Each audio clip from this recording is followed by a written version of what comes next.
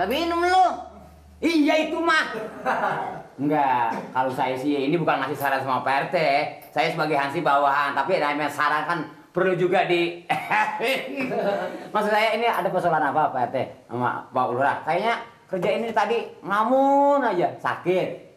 Siapa? Pak RT sakit. Lurah.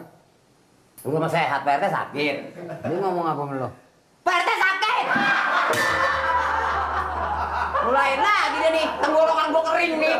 Lantas dia kata apa?